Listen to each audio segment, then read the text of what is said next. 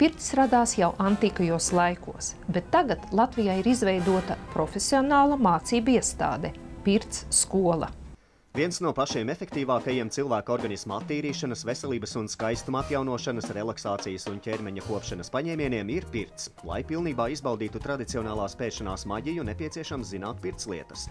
Latvijā ir izveidota Pirts skola, kurā var iegūt profesionāla pirtnieka izglītību.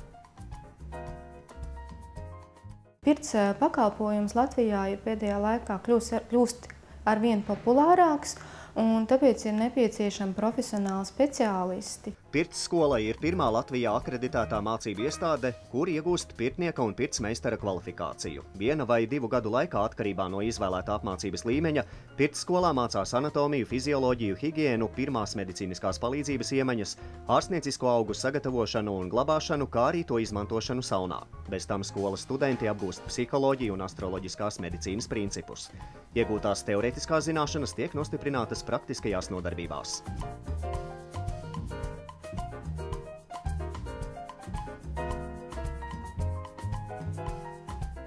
Mācību noslēgumā pirtnieks un pirtsmeistars iegūst valsts apstiprinātu dokumentu apliecību par profesionālās izglītības iegūšanu. Pirts skolas apmācībā ir arī daudz prieka. Izbraukuma festivāli apvieno visus pirts cienītājus. Tur dalās ar savas meistarības noslēpumiem.